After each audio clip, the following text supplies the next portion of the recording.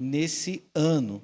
Eu quero convidar os irmãos para abrirmos no Evangelho de Mateus, capítulo 3, do versículo 1 ao versículo 12, que vai narrar a história do nosso querido irmão João Batista. Então, se você não tem dificuldade de se colocar de pé, eu quero convidar você a se colocar de pé. Se você tem dificuldade, não há problema, pode permanecer sentado. O importante é que o nosso coração esteja reverente diante da palavra do nosso Deus. Evangelho de Mateus, capítulo 3, do versículo 1 ao versículo 12.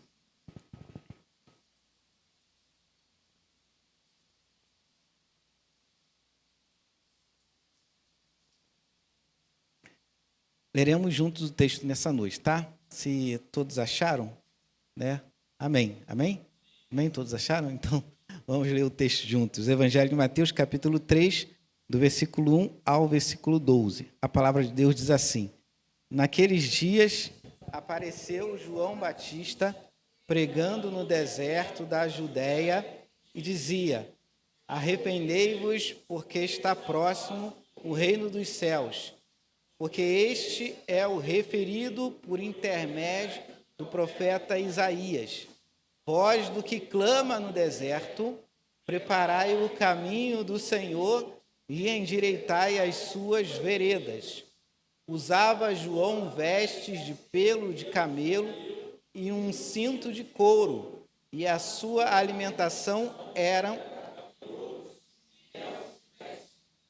Então saíram a ter com ele Jerusalém, toda a Judéia e toda a circunvizinhança do Jordão. E eram por ele batizados no rio Jordão, confessando os seus pecados. Vendo, porém, que muitos fariseus e saduceus vinham ao batismo, disse-lhe: Raça de víboras, quem vos induziu a fugir à ira vindoura? Produzi, pois, frutos dignos de arrependimento. E não comeceis a dizer entre vós mesmos: temos por pai a Abraão, porque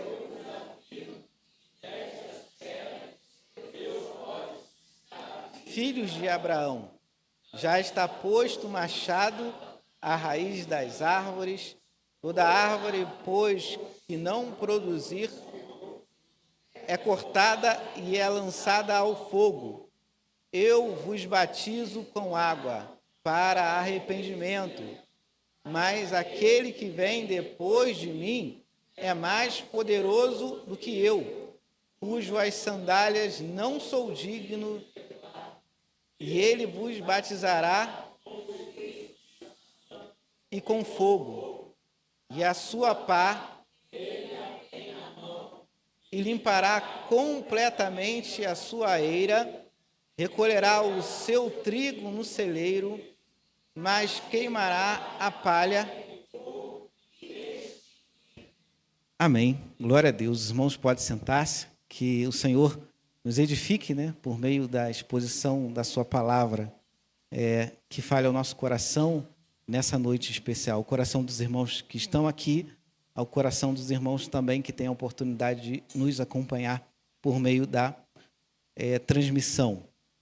No ano de 1959, a Rainha Elizabeth, né, todos aqui nós conhecemos pela televisão a Rainha Elizabeth, né? A Rainha Elizabeth, ela, em 1959, ela fez uma visita a Chicago. E foi anunciado, então, que ela chegaria numa determinada data. E uma semana antes da chegada da Rainha da Inglaterra a Chicago, a cidade começou a se movimentar. Ruas foram pavimentadas. O prefeito queria deixar a cidade bonita para receber a rainha. Hotéis fizeram reformas, né?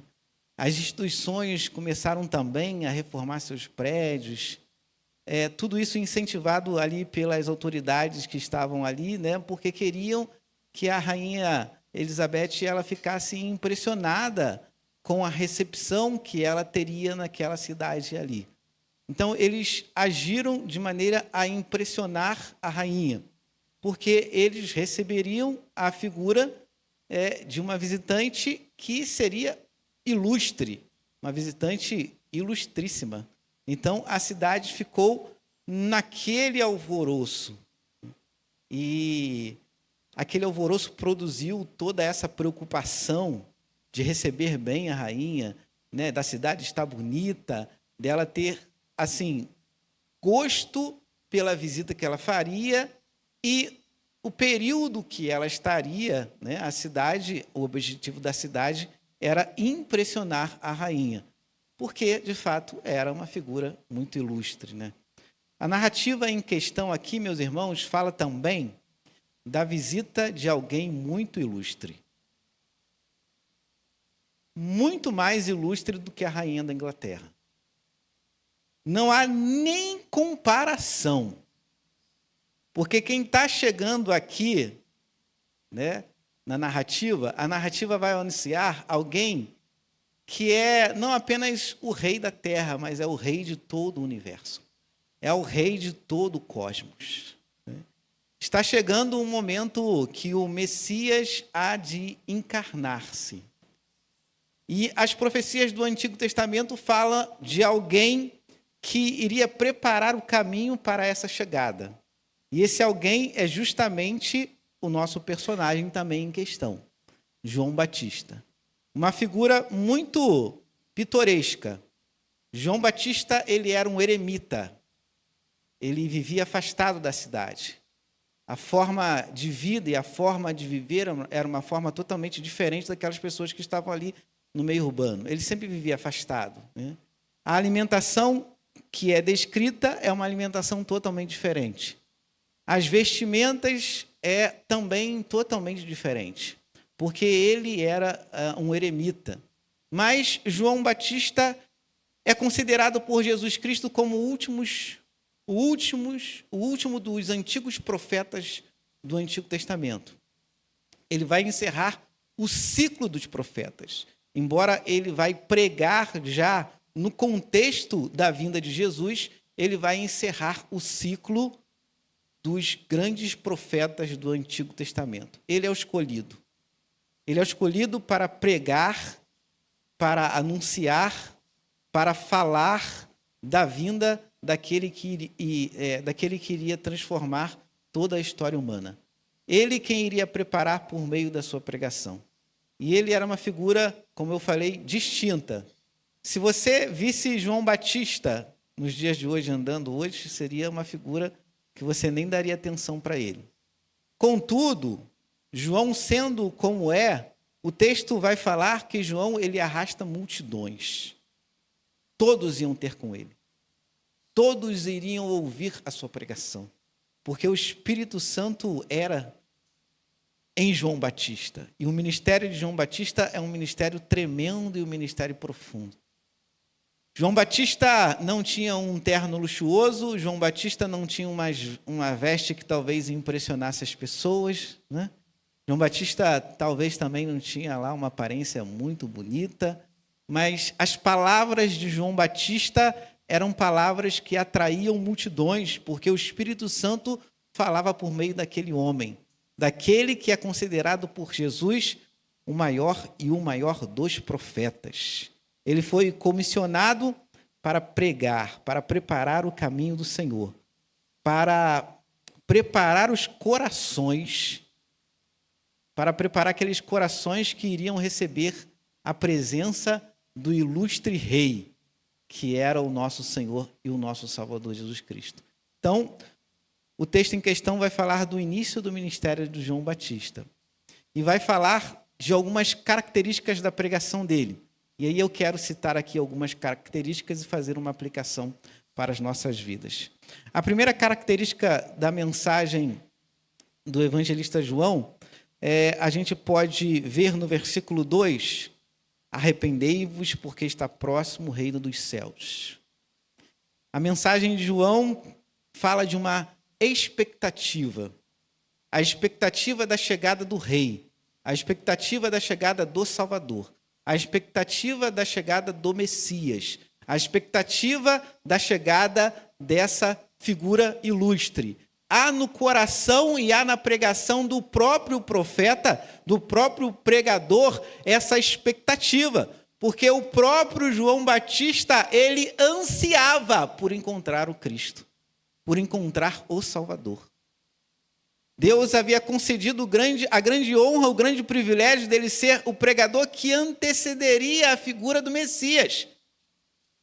Honrado com isso, no coração de João Batista, há uma grande expectativa para a chegada do rei.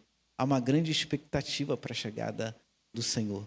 João, sendo a voz que clama no deserto, ele mesmo estava ansioso por esse encontro. Ele estava ansioso por encontrar a figura do rei e a figura do Messias, a figura do Salvador.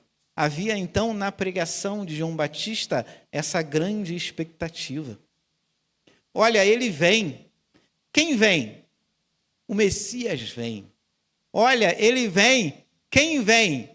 Jesus vem. Olha, ele vem. Quem vem? O Filho de Deus vem. Olha, ele vem. Quem vem? O Filho do Homem vem. Olha, ele vem. Quem vem? Quem vem? É o Cordeiro de Deus que tira o pecado do mundo. É ele que vem. Havia no coração dele a ansiedade de encontrar o Messias. A pregação de João tem essa expectativa como característica. Ele vem, ele vem.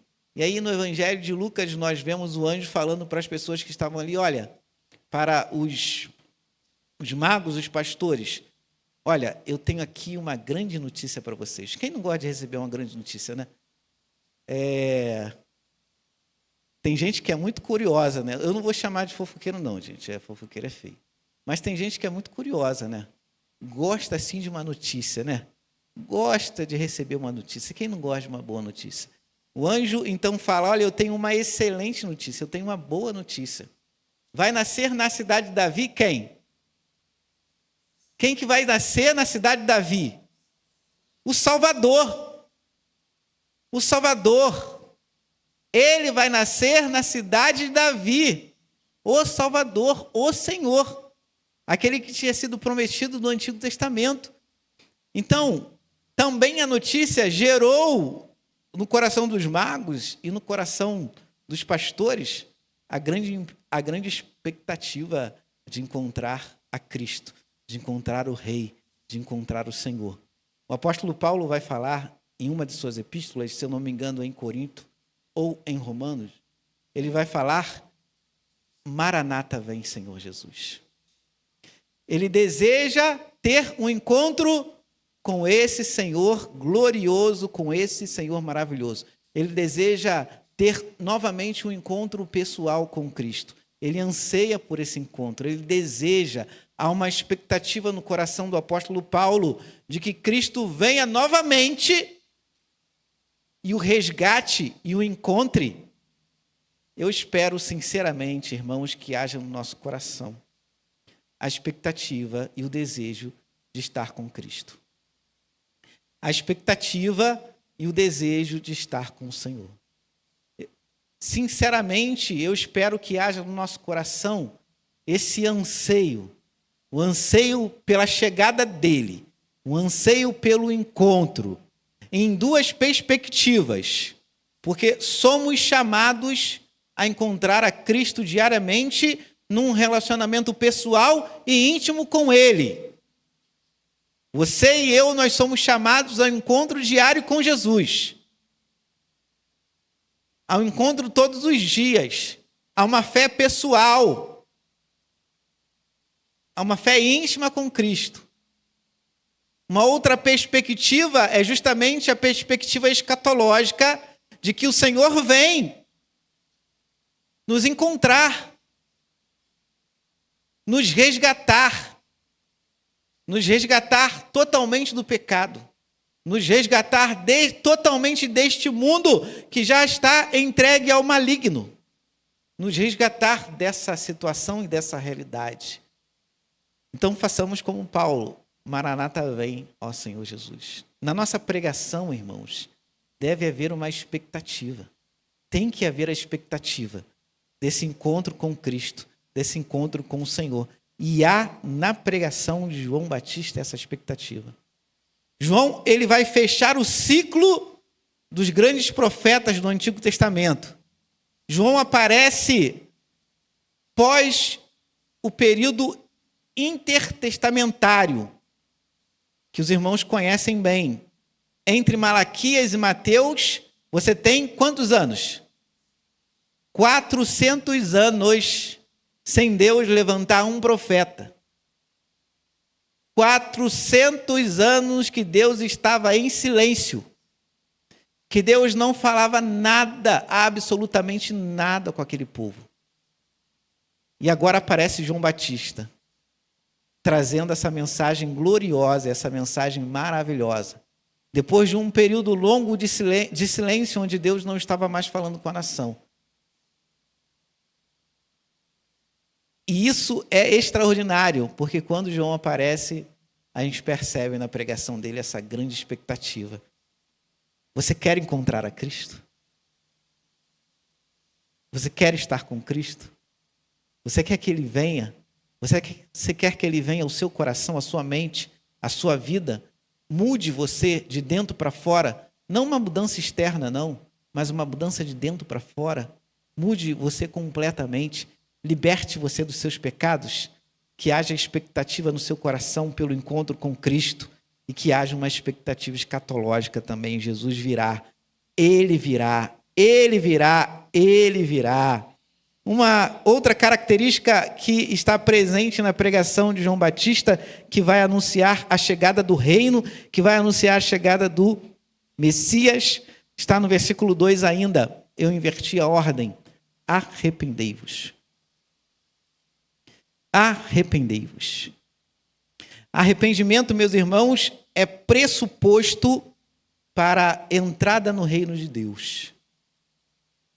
Ninguém que não se arrependa dos seus pecados pode acessar o reino de Deus. E aí, por isso, dentro da nossa visão bíblica, e eu falo da visão bíblica da igreja, a expiação de Cristo Jesus é limitada. Ela não alcança a humanidade toda. Ela alcança algumas pessoas. Ou para melhorar, ou para suavizar. Ela alcança muitas pessoas, mas ela não alcança todo mundo.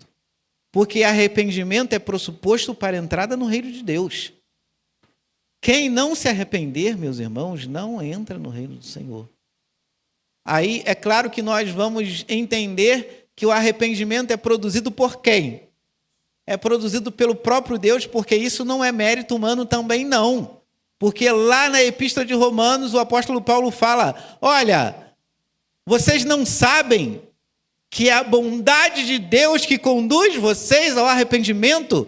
Arrependimento não vem de vocês, da mente de vocês, da justiça de vocês.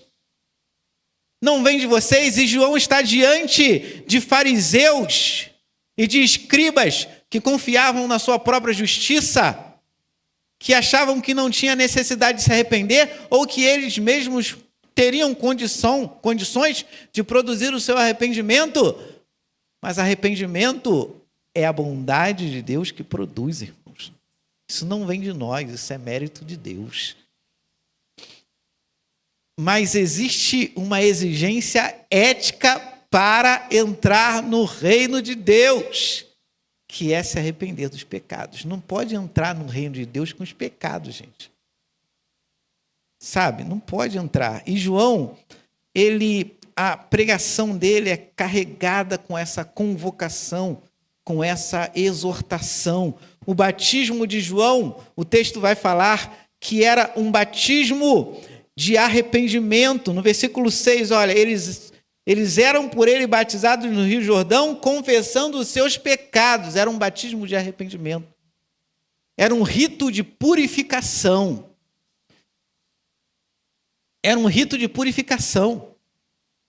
E arrependimento, meus irmãos, o conceito original da palavra traduzida para arrependimento é mudança de mente. É você mudar a sua perspectiva de ver as coisas. É conversão. É você abandonar a sua antiga vida. É como eu falei outrora numa outra pregação, é você deixar o velho homem para trás. Abandona ele.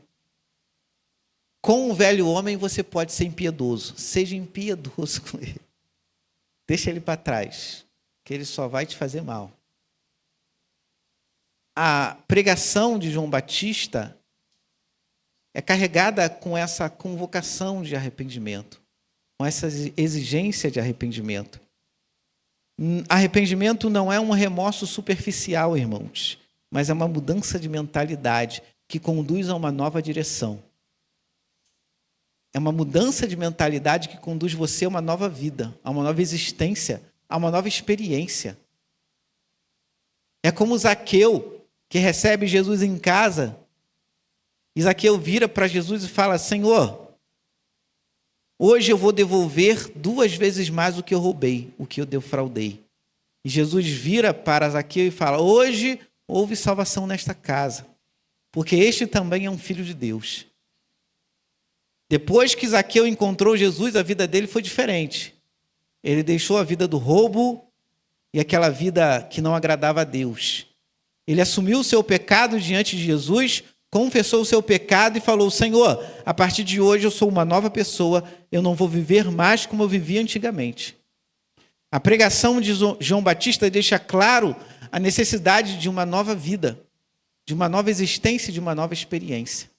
Não é como a pregação que muitas vezes nós temos assistido hoje e somos alvo hoje de exposições bíblicas que vão massagear o ego humano,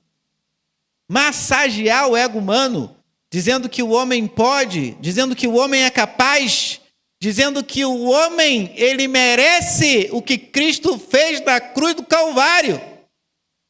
Uma pregação que massageia o ego da pessoa, porque o interesse hoje é ter um número grande de pessoas dentro da igreja. As pessoas hoje, eu insisto nisso, em muitas comunidades, são enxergadas como números. Nós temos 300 pessoas, nós temos 400 pessoas, e não estão nem aí para as pessoas, como elas estão vivendo, as experiências que ela tem, se precisa de socorro, de auxílio, de empatia, de solidariedade. Não, a gente trabalha com um número aqui. Não, a mensagem de João não massageia o ego de ninguém. A mensagem de João vai falar quem é o ser humano. O ser humano é isso aqui. Só que Deus não quer que ele continue vivendo dessa forma. Deus exige arrependimento. Se quer acessar o reino, se quer adentrar no reino, é preciso mudar de vida. É preciso ser uma nova criatura. É preciso entender que existe um chamado para viver uma vida ética diante de Deus. Uma vida que exige, de fato, um novo olhar sobre as coisas e um novo olhar sobre o mundo. Qual é esse novo olhar sobre as coisas, um novo olhar sobre o mundo? Nós temos a mente de Cristo. E se temos a mente de Cristo, então nosso olhar é um olhar de Cristo. Então, a pregação de João Batista carrega uma grande expectativa. Além da grande expectativa, traz esse conceito do arrependimento, da mudança de vida. Ele não abre mão disso, ele vai deixar bem claro que para estar em Cristo e para adentrar o reino é necessário o arrependimento. Associada ao arrependimento está a denúncia de João, porque a pregação dele é direta e contundente, denunciando uma religião de aparência e denunciando uma religião que confia na justiça humana. Porque João estava lá exercendo seu ministério, as pessoas iam até ele para ser batizado, e quem vai aparecer lá? Olha o versículo 7, olha o que o texto vai falar, olha, quem vai aparecer lá? Olha quem apareceu aqui. Olha quem apareceu para assistir a pregação de João. Vendo ele, porém, que muitos fariseus e saduceus vinham ao batismo, disse-lhe: raça de víboras, quem vos induziu a fugir da ira vindoura? produzi, pois, frutos dignos de arrependimento. E não comeceis a dizer entre vós mesmo, temos por pai Abraão, porque eu vos afirmo que destas pedras Deus pode suscitar filhos de Abraão. Os fariseus apareceram lá, meus irmãos, não porque eles estavam arrependidos, eles estavam arrependidos não. Apareceram lá para vigiar, para olhar, para ver aquilo que estava acontecendo, porque João carregava multidões com a sua pregação. Então aquilo chamou a atenção das autoridades ali locais. Vamos ver o que está acontecendo lá, por que a multidão está indo atrás desse homem. Foram testemunhar lá a pregação de João Batista. E João Batista, é claro, não vai perder a oportunidade de direcionar a sua pregação àquele público, aos fariseus e aos escribas que estavam ali.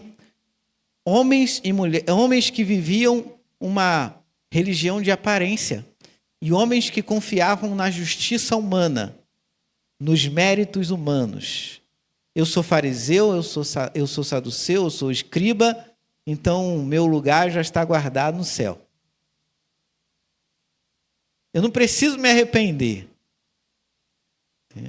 porque eu não sou como os homens. O fariseu e o escriba, eles se consideravam superiores à população. Eles se consideravam que eles estavam no outro patamar. Eles eram religiosos, mas a sua religião era uma religião apenas de fora, de fora para dentro, não de dentro para fora. Eles viviam alguns ritos da lei, que não era propriamente a lei, que não era propriamente a palavra de Deus. Eles viviam condições que eram condições convenientes, mas eles não viviam a religião verdadeira do Deus dos céus. Tanto eles quanto a população precisavam conhecer o Cristo Salvador. Ninguém estava em situação melhor do que ninguém, meus irmãos. O apóstolo Paulo vai falar que todos pecaram e destituídos foram da glória de Deus. Todos necessitariam do Salvador para adentrar o reino, da presença do Cristo para adentrar o reino. Mas eles confiavam na religião deles, na religião que era exercida por eles. Uma religião que não tinha conexão com Deus. Uma religião que já tinha se desconectado com Deus há muito tempo. Uma religião que era propriamente humana. Não era uma religião do céu, era uma religião do homem. Existem alguns sociólogos e antropólogos que vão falar que a religião é um produto cultural.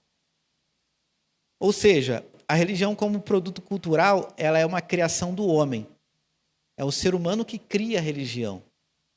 Na verdade, não há uma divindade que fala com o homem. É o próprio homem que cria aquela religião. Em certa parte eu concordo com isso, porque todas as religiões são criações do homem. Apenas uma é uma religião do céu. Apenas uma religião é a religião verdadeira. Por isso que o cristianismo é tão atacado, porque ele vai evocar para si que a revelação divina, a palavra de Deus, conduz à religião verdadeira e conduz a uma religião que nos conecta a Deus por meio de Jesus Cristo, nosso Senhor e Salvador. Essa é a verdadeira religião. A religião que propõe ao homem que ele seja transformado de dentro para fora. Uma religião verdadeira, onde a mudança começa no coração, onde a mudança começa na mente.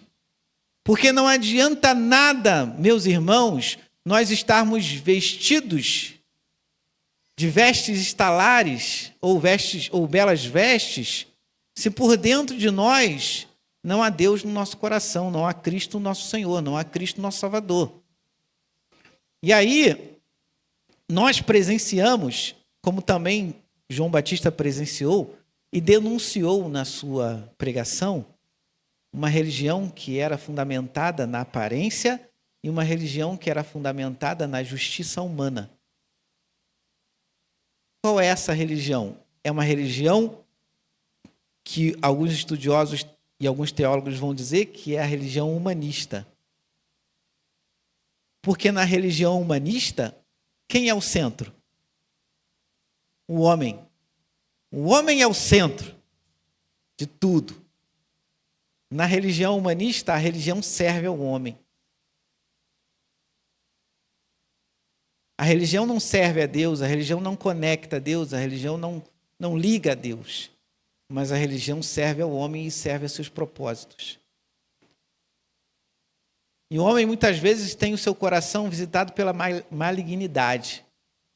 Então, uma religião que é conduzida por desejos egoístas que estão dentro do coração do homem, ela não conduz a Deus. Na verdade, ela afasta de Deus. Ela vai afastando de Deus e ela vai afastando de Deus. Até que o indivíduo não conheça Deus, não se conecte com Deus, não conheça Cristo como Senhor e Salvador, mas confie nos seus próprios méritos e confie na sua própria justiça. João, ao ver aquele público que confiava na sua religião, numa religião que era vivida por eles, mas que não era uma religião fundamentada na palavra e no texto, vai denunciar diretamente que isso desagrada a Deus. E que Deus não estava no coração daqueles religiosos. Por dentro, aqueles religiosos estavam cheios de impureza e não representavam a Deus. Embora eles falassem em nome de Deus, embora eles citassem o nome de Deus, mas eles não representavam o Senhor. Assim como hoje, meus irmãos, nós temos diversos e inúmeros pregadores que usam o nome de Deus, mas que não o conhecem, que não têm nenhum tipo de intimidade com Ele, nenhum tipo de contato com Ele, mas experimentam e vivem uma religião que servem a si mesmo e servem aos seus propósitos. Talvez você fale assim, mas isso não existe, isso talvez exista em outras denominações, pastor, mas será que isso existe na igreja presbiteriana? Será que existe na igreja presbiteriana homens vaidosos, né? E que invocam para si uma autoridade que não pertencem a ele? Porque toda autoridade é dada a Cristo Jesus, nosso Senhor, não pertence a homem, pertence a Ele. Tão longe de nós, meus irmãos, viver uma religião de aparência. Mas que o Senhor converta nosso coração mesmo à vontade dEle. Que Ele nos conduza ao arrependimento, ao choro. Hoje os crentes não choram mais pelos seus pecados. Seu pecado deve conduzir você ao choro. Sabe? Ter a consciência que você desagradou a Deus. Que você cometeu alguma coisa contra o Senhor. Contra esse Deus que te ama, que te amou na cruz, que te ama e tem cercado de cânticos de livramento. O apóstolo Paulo fala assim, olha, Senhor, teu amor me constrange. Por que o amor de Deus constrange o apóstolo Paulo? Porque eu não sou digno desse amor, não. Estou totalmente constrangido. Deus é capaz de amar pessoas que não amam a Ele e que sejam pecadoras.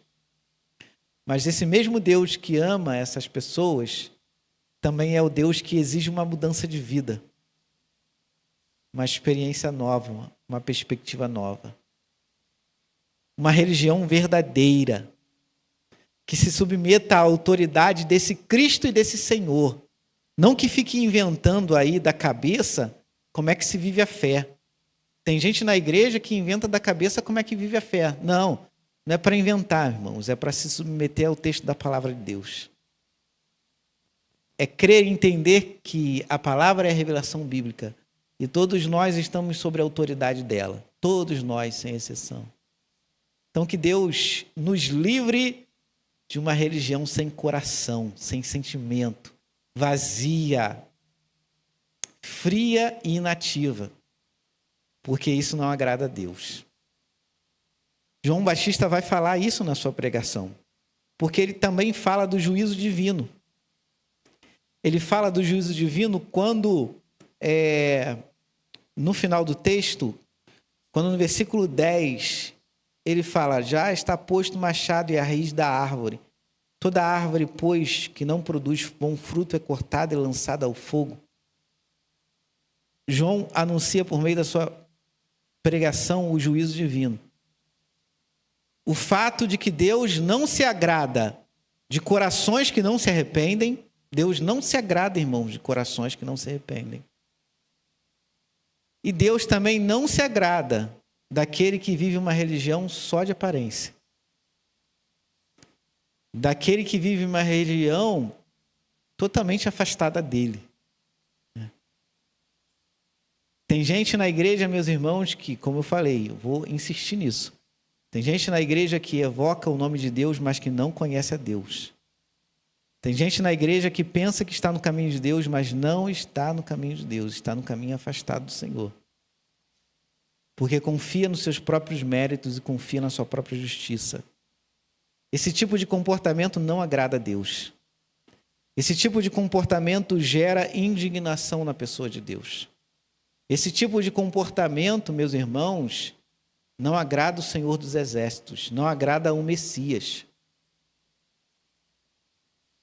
E hoje nós contemplamos por aí uma pregação que praticamente fala que Deus, ele aceita tudo. Que você pode ficar como você está. Que, na verdade, ele ama você do jeito que você está. E que você não precisa abandonar seus pecados. E que você não precisa deixar essa religião de aparência, né? Você pode ser homossexual e ir numa igreja de homossexual. E lá você vai conhecer o amor de Deus. E esse amor de Deus não exige de você uma nova vida, não exige de você uma nova experiência, não exige de você uma mudança de direção. Você simplesmente pode permanecer do jeito que você está. Porque o importante para ele é o seu coração. Mas não que você precise mudar seu coração. Essa é ou não é uma religião que serve a pessoa? Se você procura uma religião que não exija de você uma mudança de vida, tem várias igrejas que estão pregando essa religião por aí. Mas se você quer viver uma religião conectada ao texto bíblico, você vai ser exortado a deixar o seu pecado. E você vai ser informado e instruído que Deus não se agrada nem do pecador e nem do pecado. Porque tem gente que diz que Deus não gosta do pecado, mas ama o pecador. É mentira isso. Isso é mentira. Isso é mentira. Porque se Deus não quisesse que você mudasse de vida, ele não enviava Jesus para te dar esperança, para conectar você com ele. Irmãos, se o pecador não precisa de Salvador, então para que Salvador vai vir, gente? Tem necessidade de Jesus deixar a glória, né? Viver como viveu, enfrentar, sabe? Enfrentar as dificuldades que ele enfrentou na vida. Morrer do jeito que morreu. Viver do jeito que viveu também, numa penúria. Jesus viveu numa penúria. Então o anjo não apareceria para falar: oh, hoje eu vou te dar uma boa nova, olha. Pecador, vou te dar uma boa nova, pecador. Jesus nasceu, o Salvador. Então não precisa disso, gente. Se não é para mudar nada, então não precisa nada. Então fica do jeito que está. Então vamos viver a vida aí, né? Vamos fazer que nem Israel estava fazendo. Comamos e bebamos que amanhã... Eita, amanhã morreremos mesmo. E vamos aproveitar a vida aí do jeito que está, né? Que Deus não exige nada de nós. Esse não é o Deus da revelação bíblica, gente. Porque o Deus da revelação bíblica exige arrependimento e mudança de vida. E quem não atende essa exigência, o juízo de Deus está sobre ele. A indignação de Deus está sobre ele. Porque aquele que ama o pecado não ama a Deus. E se ele ama o pecado, ele é amigo do pecado, não é amigo de Deus. Porque Tiago diz que não dá para fazer as duas coisas ao mesmo tempo. Ou você é amigo de Deus, ou você é amigo do mundo. As duas coisas não dá para ser. A pregação dele, então, é carregada de juízo. Olha, Deus não se agrada dessa vida. Vocês precisam mudar. Vocês precisam ser diferentes. Vocês precisam se arrepender. Vocês querem o reino, querem acessar o reino, tem que abandonar o pecado de vocês. Ninguém vai entrar no céu com esses pecados. A nossa esperança escatológica é que Deus vai mudar completamente o nosso corpo na glorificação. Aí adentraremos no céu. Mas se não acontecer isso, então não iremos para o céu. Deus, ele é um Deus ético e santo. E exige que aqueles que andem com ele também amem a santidade. Também desejem a santidade e também busquem a santidade. Então a pregação de João Batista é uma pregação carregada do juízo divino. Deus não se agrada dessa vida.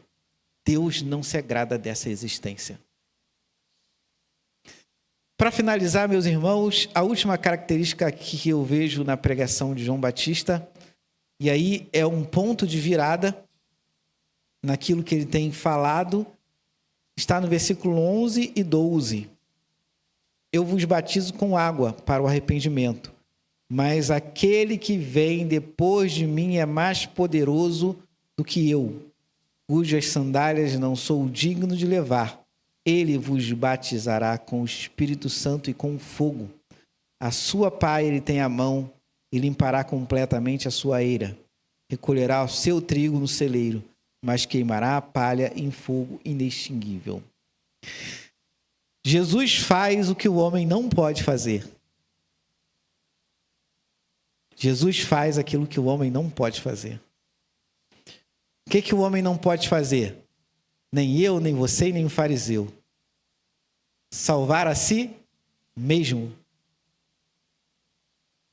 Libertar-se dos seus próprios pecados. Você não pode libertar-se dos seus próprios pecados. Você precisa reconhecê-los, precisa reconhecer a necessidade de mudança e precisa chorar aos pés de Jesus. Senhor Jesus, liberte-me dos meus pecados. Livrai-me de uma religião apenas de aparência. Livrai-me de uma religião que me seduz a glorificar o meu próprio nome, a glorificar a minha própria existência, a dizer que eu sou digno daquilo que o Senhor realizou na cruz, a dizer que eu sou digno do céu, que afinal de contas Deus não teria outra alternativa a não me salvar, Ele tinha que me salvar, porque afinal de contas eu sou maravilhoso.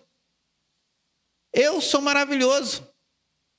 Me livre de uma religião que me seduz a ter uma imagem de mim excelente. Porque tem gente na igreja, meus irmãos, que ainda confia na sua justiça e tem de si uma imagem maravilhosa.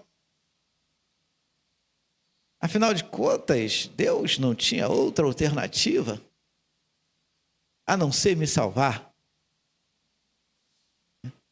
Porque eu vou todo domingo para a igreja, eu faço isso, eu faço aquilo.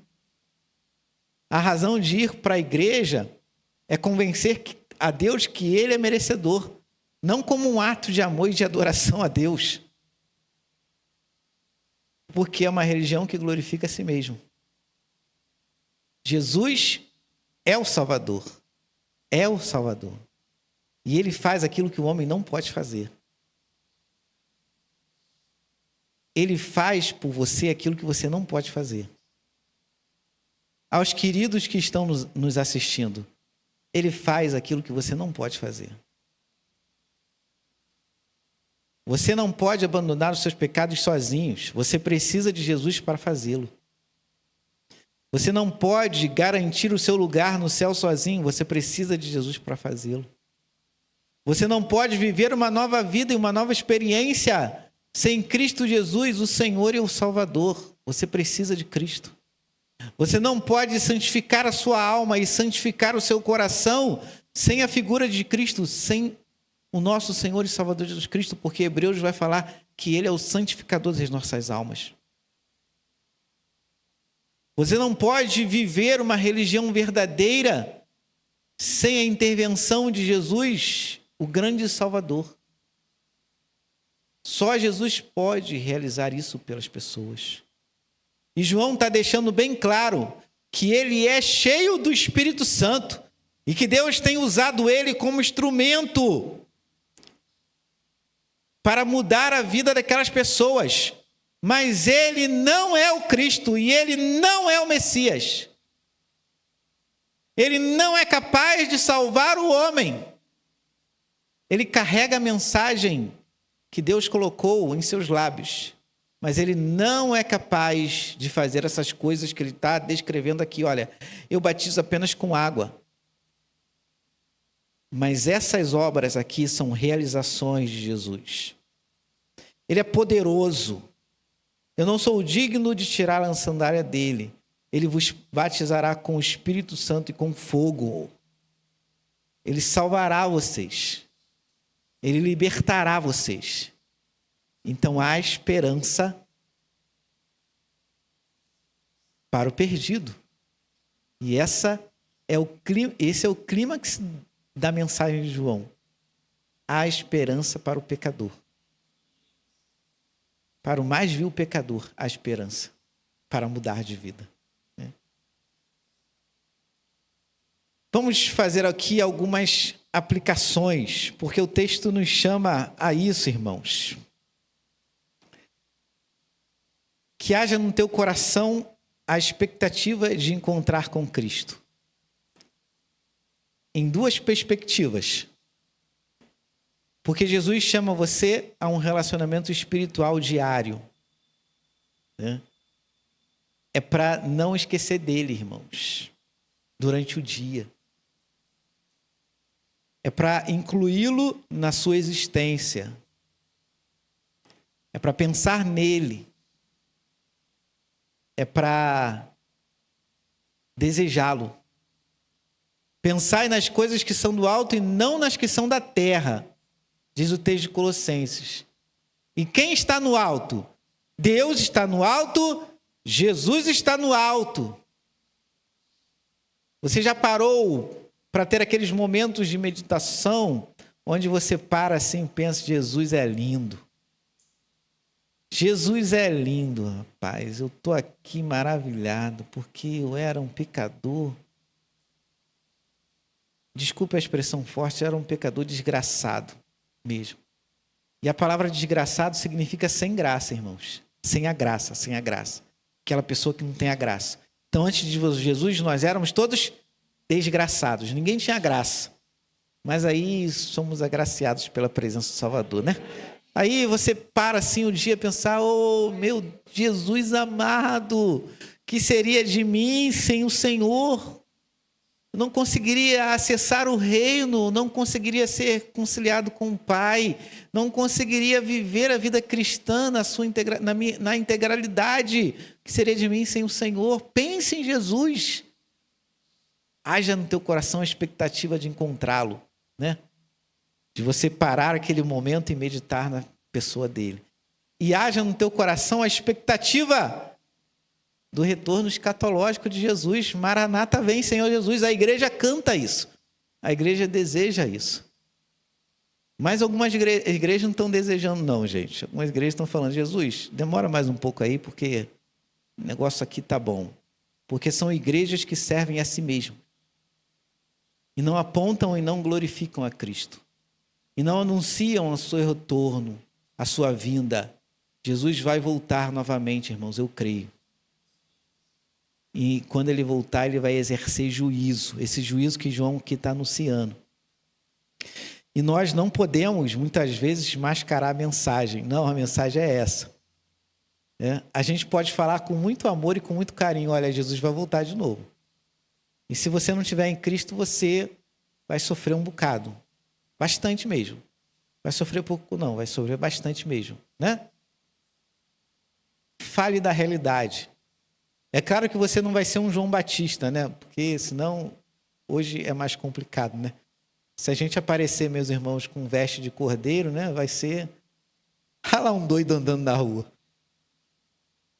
né?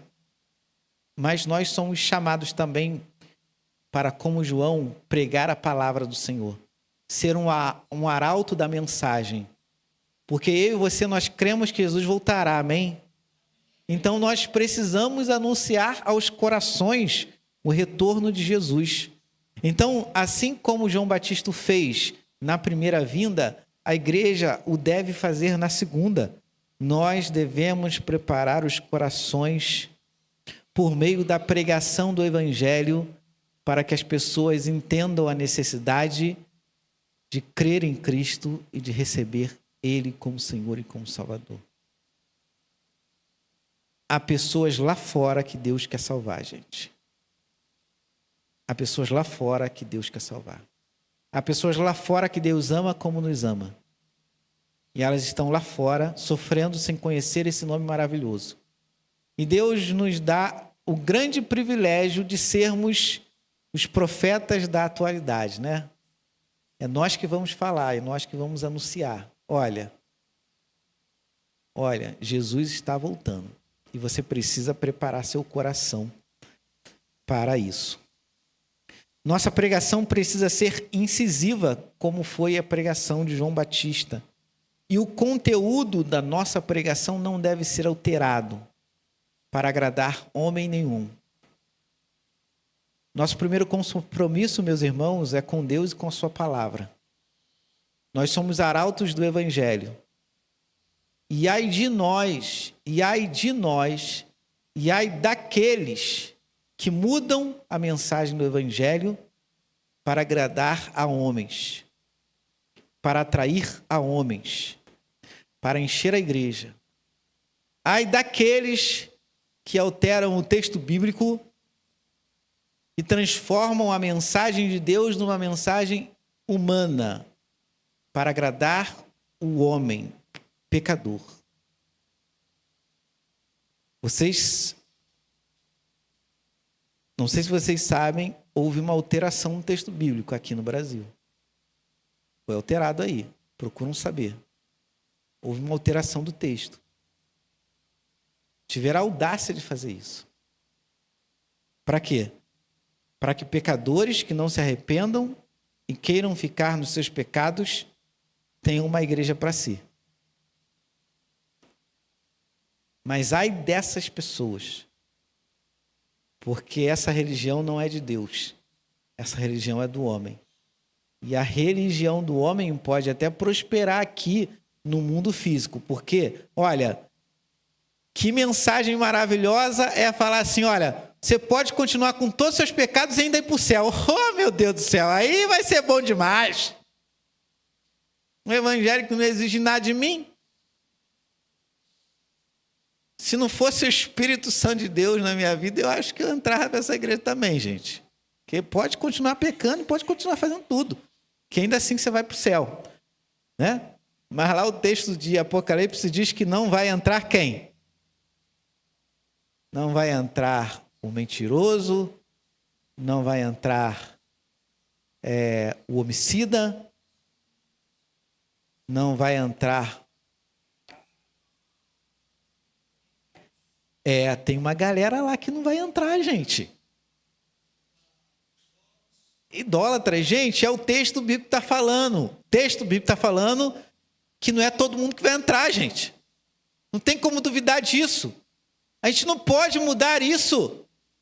Não pode mudar o teor da mensagem para chamar pessoas a um evangelho descomprometido com o texto bíblico. Isso não é justo e não é coerente, não é honesto e não é bíblico.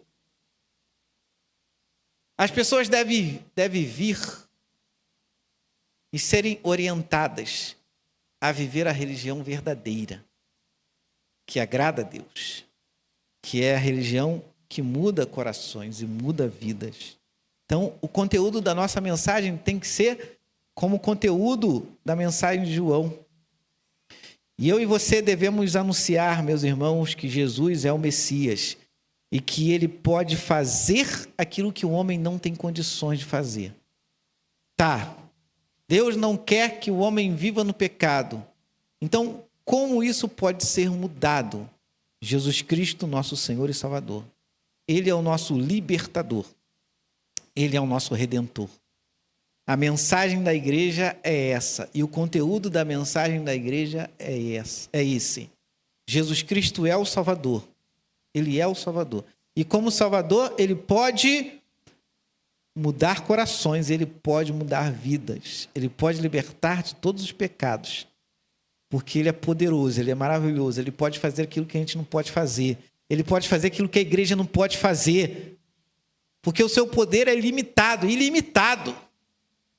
Ele é o verbo da vida, a luz dos homens. Esse é o nosso Senhor Jesus Cristo. Precisa enfeitar essa mensagem, irmãos? Não precisa. Precisa enfeitar Cristo Jesus Salvador? Não. Ele já é belo, ele já é extraordinário, ele já é magnífico. Não precisa enfeitar aquilo que já é extraordinário, aquilo que já é majestoso. O conteúdo da mensagem da igreja é esse. Jesus Cristo é o Messias, e ele é o Senhor, e ele é o Salvador. E ao anunciarmos a mensagem do Evangelho, irmãos, precisamos falar sobre a segunda vinda de Jesus e sobre o juízo que virá sobre aqueles que não conheceram a Jesus como a luz e como o verbo da vida.